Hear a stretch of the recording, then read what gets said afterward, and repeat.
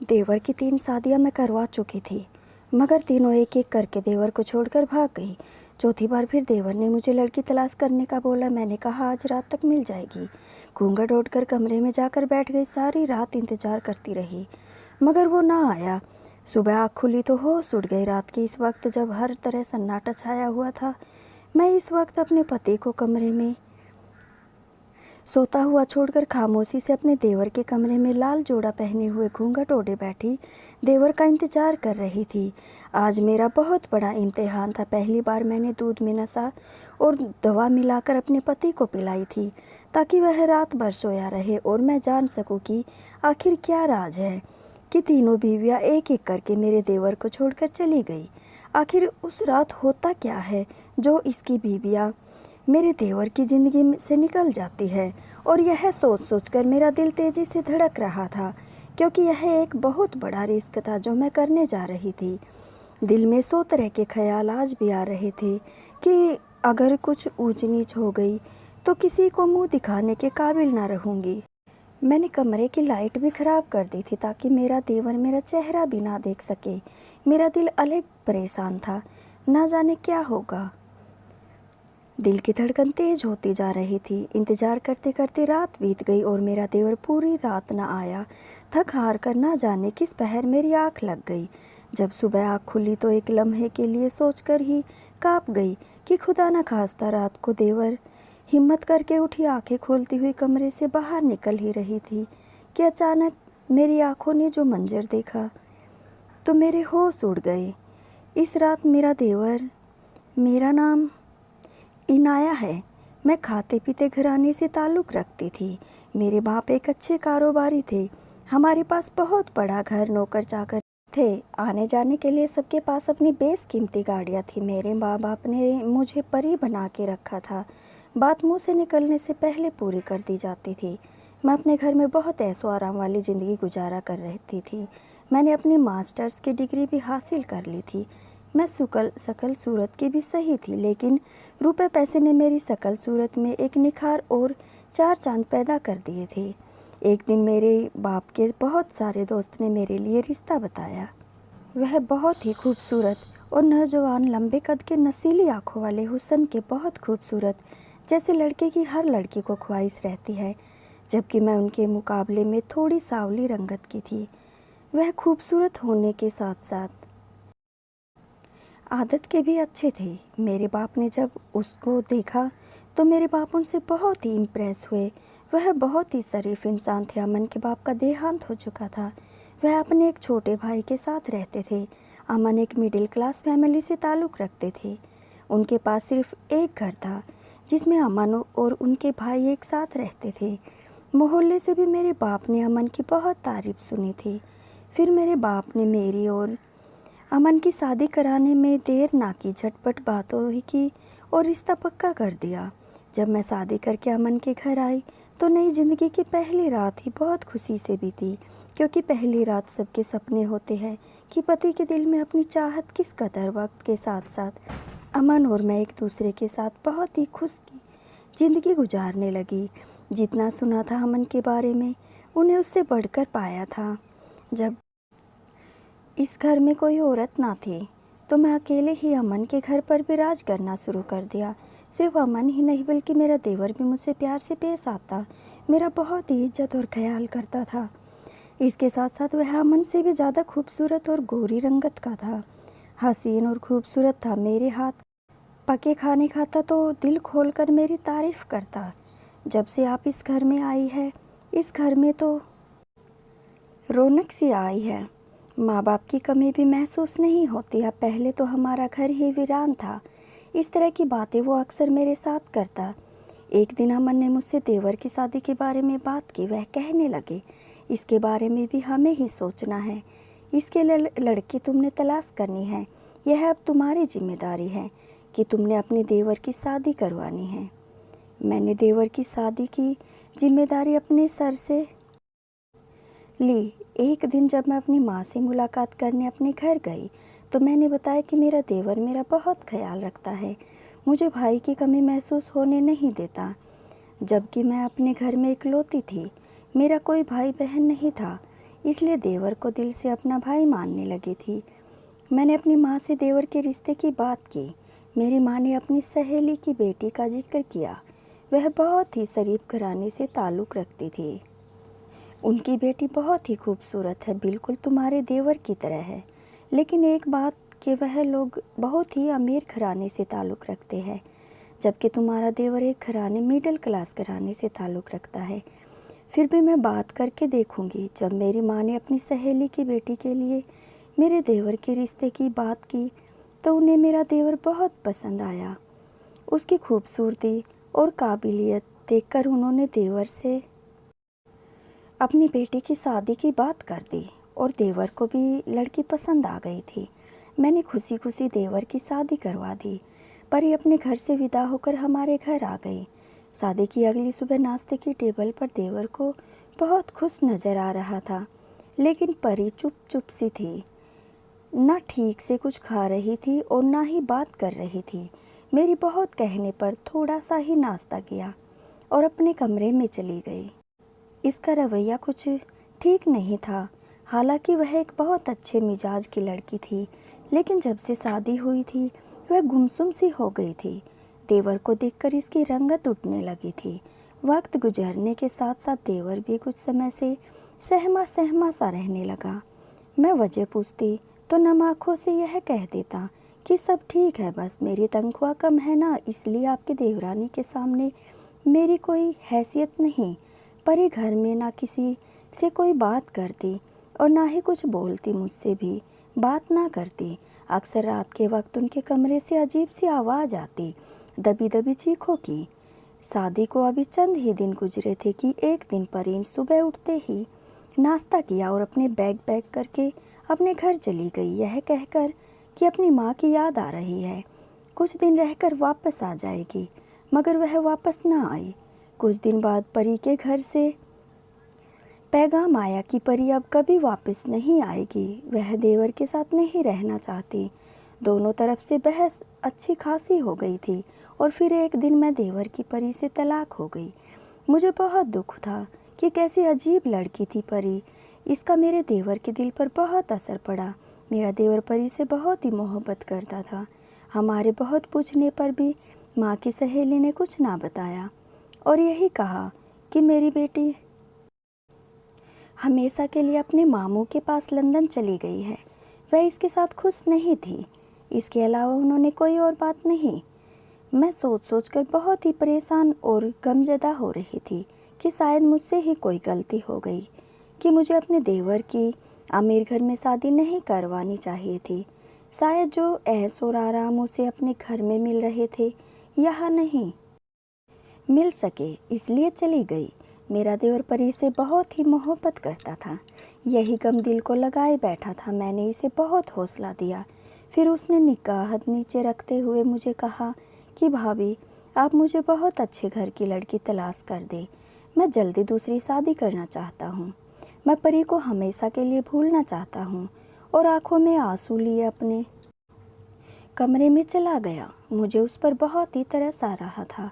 हमारे घर में तो जैसे मातम का माहौल चल रहा था कि आखिर यह क्या हो गया। मैं भी ठान ली थी और मैं अपने देवर के लिए लड़की तलाश करने में देर ना की। मुझे आखिरकार परी से भी खूबसूरत बहुत प्यारी लड़की अपने देवर के लिए मिल गई। मेरी दोस्त पायल, जो कि बचपन से मेरी क्लास में मेरे साथ ही पढ़ती थी। 12वीं तक और पायल ने एक ही साथ की थी पढ़ा था। हम बहुत अच्छे दोस्त थे। 12वीं के बाद फिर वह किसी और कॉलेज में चली गई थी और अब मेरी इससे मुलाकात हुई तो मैंने इसे अपने देवर के बारे में बताया। पायल ने जब देवर को देखा तो उसे पसंद आया कि इस मेरे देवर की पहली शादी से भी कोई ऐतराज़ ना हुआ, क्योंकि पायल भी तलाकशुदा थी। एक कमांडर किस्म की लड़की थी। इसमें खुद अपने फैसले लेने की हिम्मत थी और अपने फैसले खुद ही करती थी। पायल का ताल्लुक़ भी अमीर घराने से था। मैं 1-2 बार पायल को अपने घर बुलाकर उन दोनों की मुलाकात भी करवा चुकी थी। मेरा देवर और पायल एक दूसरे को पसंद करने लगे थे और फिर फ़ोन पर बातें करने लगे थे और फिर फ़ोन पर बातों का सिलसिला शुरू हो गया। इस तरह उनकी अंडरस्टैंडिंग हो गई। मैंने भी उनकी शादी करवाने में जल्दी की, क्योंकि मुझे डर था कि जो काम शादी के बाद करना होता है वह कहीं मेरा देवर और पायल पहले ही ना कर बैठे। सब कुछ भागम भाग किया और पायल को हम लोग दुल्हन बनाकर घर ले आए। घर में एक बार खुशी लौट आई। देवर भी अब बात बात पर मुस्कुराता नजर आता। अभी कुछ महीने ही सुकून से गुजरे थे कि एक दिन सुबह घर में एक अजीब सा शोर उठा। मैं सो रही थी। शोर की आवाज़ से मेरी आँख खुली और मैं अपने कमरे से बाहर निकाल कर आई। जब मैंने देखा कि मेरा देवर लॉन्च के सोफे पर बैठा आंखें सुर्ख किया निहाल पड़ा है और मैं एकदम घबरा गई। मेरे देवर ने एक खत मेरे हाथ में थमाते हुए आंखों से बहते आंसू के साथ, जब मैंने वह खत देखा तो वह खत पायल का था। इसमें लिखा था कि मैं हमेशा के लिए अपने बाप के पास जा रही हूँ और मुझे तुम्हारे साथ की रहना, तुम इस कदर के घटिया इंसान हो कि तुमसे शादी करना मेरी ज़िंदगी की बहुत बड़ी भूल थी। मैंने तुमसे शादी अपने माँ बाप की मर्जी के खिलाफ जा कर की, मगर तुम मेरी बातों पर खरे ना उतर पाए। आज से मेरा और तुम्हारा हर रिश्ता ख़त्म। पायल का खत मेरे हाथ से गिर गया और मेरे होश उड़ गए। मैं परेशान हो गई कि ऐसा पायल कैसे कर सकती है कि बगैर बताए घर से अचानक चली गई। मुझे तो कुछ बताती। इस वक्त मुझे अपने देवर की मासूमियत पर तरस आ रहा था। मैं सोच रही थी कि मेरा देवर बेचारा जितना ही मासूम है उतनी ही उसकी किस्मत में गम लिखा है। बेचारा रोता हुआ अपनी किस्मत को कोसता हुआ अपने कमरे में चला गया और दरवाज़ा बंद कर लिया। कुछ दिन मैंने इस सब को सोच अपने दिमाग से निकाल कर सोचा कि यकीनन मेरा देवर एक सीधा साधा इंसान है। आजकल की चालाक लड़कियों की हर ख्वाहिश पूरी करना मेरे देवर की बस की बात नहीं है। पर मैंने भी ठान ली कि कोई बात नहीं, मैं अपने देवर की फिर से शादी करवाऊंगी। अब की बार मैंने रिश्ते करवाने वाले मदद लेना सही समझा और रिश्ते वाली आंटी से कहा कि मुझे अच्छे घर की बहुत ही अच्छी सुलझी हुई लड़की तलाश करके दे। कई दिन के बाद आखिर मैं लड़की ढूंढने में कामयाब हो गई। वह अच्छे घर के सीधे सादे लोग थे। सामान तो परी और पायल से भी ज़्यादा खूबसूरत और हसीन लड़की थी। लंबे बाल, लंबा कद, पूरा रंग और सुलझी हुई लड़की से शादी की थी और इसके तीनों भाइयों और घर वालों को तो मेरा देवर पसंद आ गया। उनकी पसंद ही को देखते हुए मैंने अपने देवर की पहली 2 शादियों के बारे में बताना सही नहीं समझा और अपनी मीठी जुबान से उनको हर तरह से यकीन दिलाया कि मेरा देवर इंतहा सादा और शरीफ आदमी है। आखिरकार समन और मेरे देवर की शादी हो गई। शादी वाले दिन समन के घर वालों ने जब सोने का हार मुझे तोहफे में दिया तो मैं हैरान रह गई।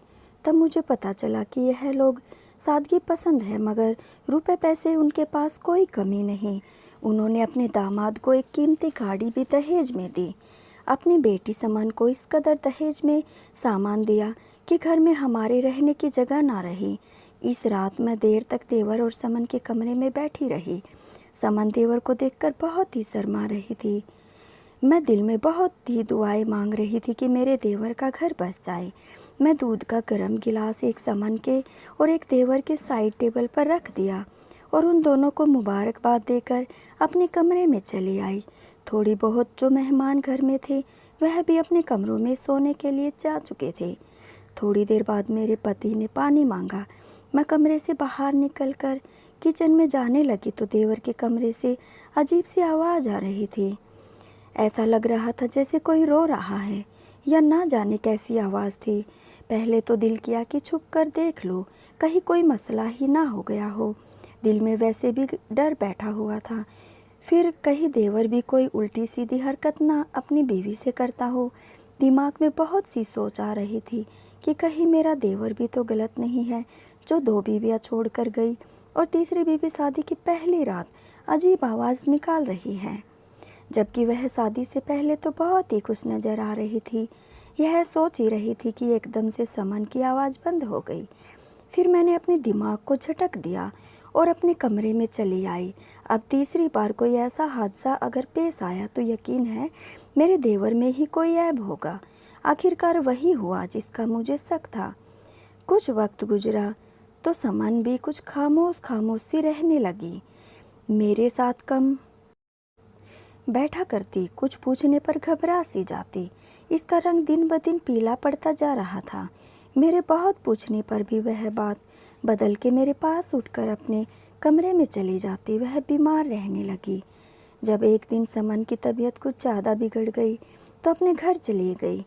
अब तो मैंने यकीन कर लिया था कि यकीनन समन भी वापस नहीं आने वाली और मेरे देवर में ही कुछ खराबी है। और फिर ऐसा ही हुआ। समन वापस नहीं आई। बहुत टाइम गुजर गया। मैंने ही कोई बार फ़ोन करके समन से बात करने की कोशिश की, मगर उसने टाल मटोल से काम लिया। मुझे इस बार देवर की कम समन की ज़्यादा फिक्र सताने लगी। फिर कुछ इतना अजीब हुआ जिससे बर्दाश्त करना मेरे लिए गवारा ना था। समन के घर वालों से फ़ोन आया।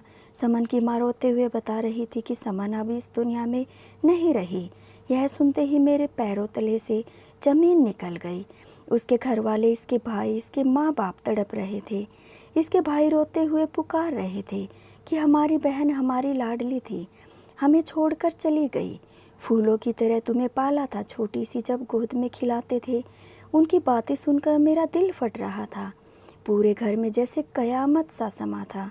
एक कोने में अमन बहुत ही अफसोस में बैठे हुए थे और देवर बिल्कुल चुप बैठा था। अगली सुबह उठते ही मेरे देवर ने मुझे कुछ ऐसा कहा कि मैं एकदम चौंक गई। कहने लगा कि भाभी आप बहुत अच्छी है। मैं समन से बहुत मोहब्बत करता था। समन का गम मुझे सताए जा रहा है।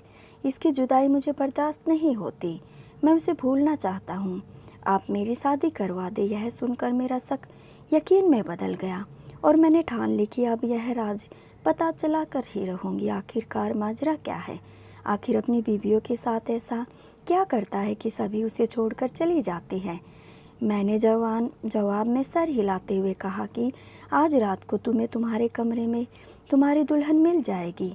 पहले तो वह बहुत हैरान हुआ, पर इसको यह भी यकीन था कि मैं जो कहती हूँ करके दिखा देती हूँ। मैंने एक ड्रामा रचाया। इसको कहा कि तुम्हारे लिए लड़की ढूंढ ली, तुम बस शादी के पेपर पर साइन कर दो। और दोपहर झूठ मूठ शादी कर दी। मैंने अपनी 2 सहेलियों के भाइयों को भी बिठा लिया, जिनको सब कुछ मैं पहले समझा चुकी थी, और उसकी अपनी सहेली की तस्वीर दिखाकर मैंने इसको पूरे तौर पर राजी कर लिया। देवर से कहा कि तुम घर के कुछ ज़रूरी सामान ले आओ। तुम्हारे आने तक दुल्हन का चेहरा तुम्हें तुम्हारे कमरे में ही देखने को मिलेगा। वह सुनकर शर्माता हुआ घर से चला गया। पति काम से वापस आया तो मैं आते ही उसकी चाय में नींद की गोलियां डालकर उसको पिला दी। थोड़ी देर बाद वह कहने लगा, तबीयत खराब सी लग रही है। मैंने कहा आप आराम कर ले, और फिर लेटते ही वह सो गया। अमन के सोने के बाद मैं खामोशी से कमरे का दरवाज़ा बंद करके अपने देवर के कमरे में लाल जोड़ा पहनकर घूंघट ओढ़कर बैठ गई। सोचा देखती हूँ कि ऐसा क्या करता है अपनी बीवियों के साथ, आज पता लग जाएगा। यह सोचकर मेरा दिल तेज़ धड़क रहा था। मैंने तकिए से टेक लगाई और इंतज़ार करने लगी। वह पूरी रात ना आया। इंतज़ार करते करते मेरी आँख लग गई। ना जाने किस वक्त एक शोर से मेरी आँख खुल गई। कमरे से बाहर निकली तो मेरे होश उड़ गए। मेरी चीख निकल गई। कमरे से बाहर मेरे देवर की लाश पड़ी थी। मेरा पति अमन भी शोर की आवाज़ सुनकर उठकर बाहर आ गया और ज़ोर ज़ोर से दहाड़ मारकर रोने लगा। हमारे घर पर तो कयामत टूट पड़ी थी। कुछ समझ नहीं आ रहा था। समन के तीनों भाई हाथ में बंदूक लिए सामने खड़े थे। कहने लगे, आज हमने अपनी बहन के कातिल को मार दिया। कैसा लग रहा है जब कोई अपना हमेशा के लिए दुनिया से चला जाए। तुम्हारे देवर ने हमारी बहन के साथ बहुत ही घटिया किस्म की हरकत की है, जो बताने के लायक भी नहीं है। जब हमारी बहन की तबीयत बहुत ज़्यादा ख़राब हो रही थी, उसका बदन पीला पड़ता जा रहा था, हमने उसका टेस्ट कराया तो उसके साथ जो तुम्हारे देवर ने किया था वह बहुत ही शर्मनाक था। वह मेरी बहन के साथ रोज़ कुछ गोलियां खाकर बहुत बेरहमी से पूरी रात बिताता था और उसे बहुत मारता था। उसके बदन पर बहुत जख्मी थे। और बाकी जो तुमने अपने देवर की पहले 2 शादियाँ कराई थी, उसने उनके साथ भी यही किया था।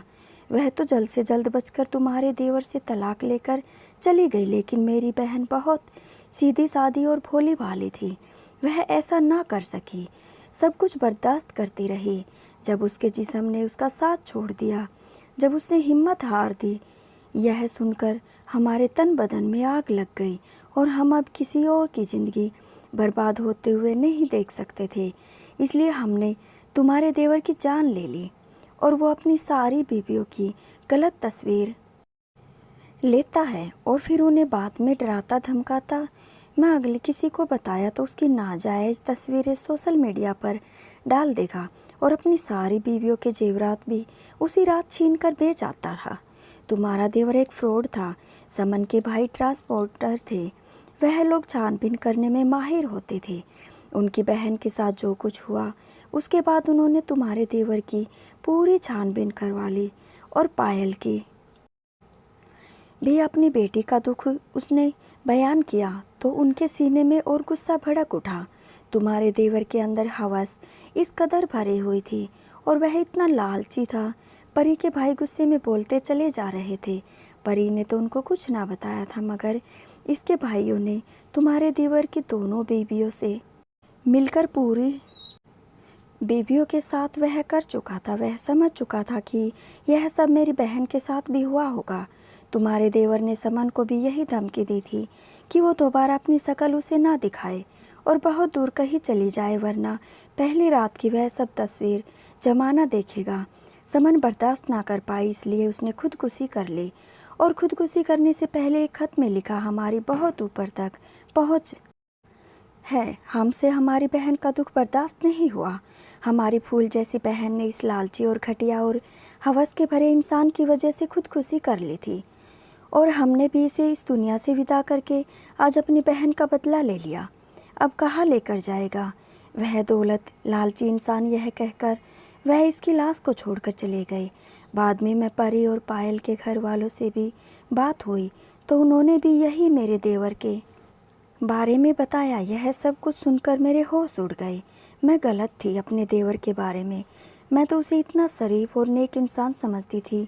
फिर मेरे पति ने भी बताया कि बचपन से ही से एक अमीर आदमी बनने का शौक़ था। अक्सर कहता था कि मैं अमीर बन के एक बड़ा बिजनेसमैन बनूंगा, पर मुझे यह न पता था कि वह इस हद तक भी जा सकता था। मैं उस वक्त कोई कदम उठा लेता तो आज मेरा भाई जिंदा होता। तो दोस्तों, आपको ये कहानी कैसी लगी? अगर अच्छी लगी हो तो कमेंट बॉक्स में ज़रूर बताना और वीडियो को लाइक, शेयर और चैनल को सब्सक्राइब ज़रूर कर लेना दोस्तों। तो फिर मिलते हैं अगली वीडियो में। जब तक के लिए धन्यवाद दोस्तों।